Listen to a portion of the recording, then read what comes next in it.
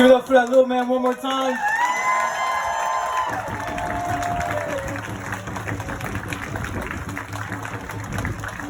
Now I just want to give my condolences to all the families of those slain, all those who've been brutalized by police, and to all of the black people lost in the system, lost in the prison industrial complex.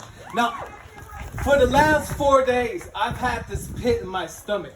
I wake up with it in my stomach. I've been going to sleep with it in my stomach.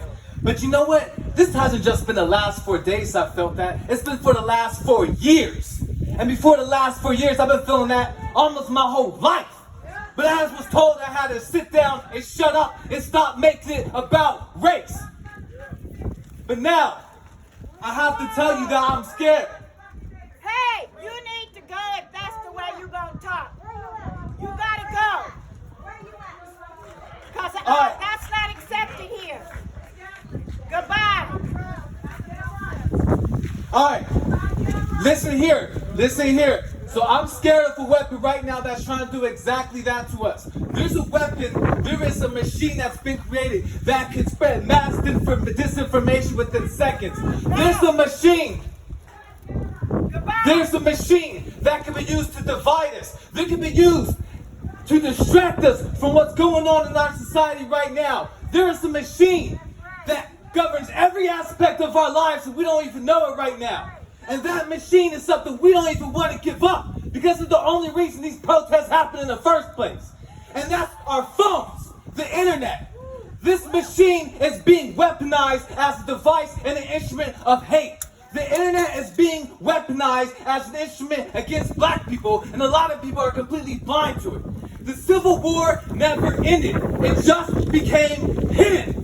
And right now, as you try to say things changed in the 60s, but ignore how they basically wrote everything off in the 70s, 80s, and 90s for being too radical, a whole world of white supremacy, of hate speech, of radicalism, of misinformation and conspiracy is going on, sweeping the nations by millions of people right now.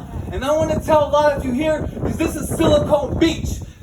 I grew up in LA. This wasn't always Silicon Beach.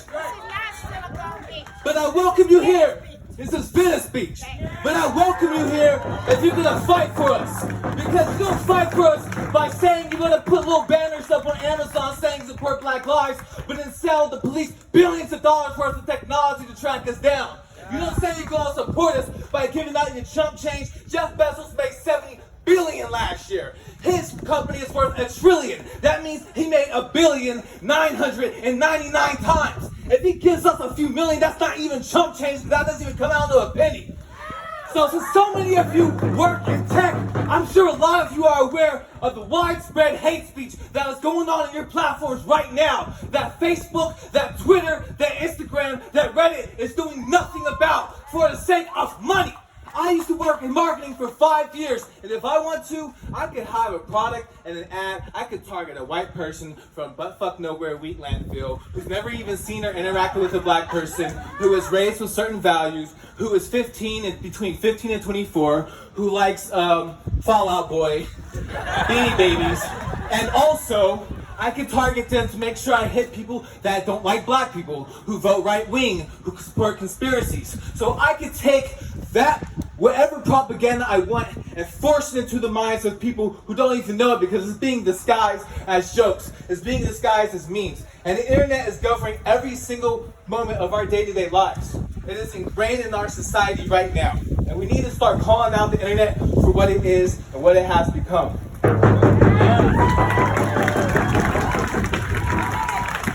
The internet is an institution. It is a social institution with white people owning the majority of wealth and influence over this nation and over the minds of all the people plugged into it. When you have Zuckerberg, when you have Twitter, when you have Snapchat, Instagram controlling the narrative of everything happening right now, who is framing these narratives? What voices are at these tables where they're making decisions that affect our lives? Why do I have to leave my house and fear for my safety because someone's allowed to spread all the hate speech and lies about me they want? I'm sure you guys remember. I'm sure. So I'm just here today and say to all you people who work in tech, hold these companies accountable.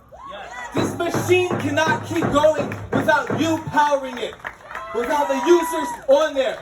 Hold these companies accountable. Stop the spread of this online hate speech. Do something about the spread of mass disinformation because it is destroying us. Because it's written in the Bible, my people are destroyed for a lack of knowledge. Second, the only weapon we have against disinformation is education. So learn about what's going on right now. You can't know where we're going to go until you know where we're at. And we don't know where we're at until you learn where we've been. And that is the one tool.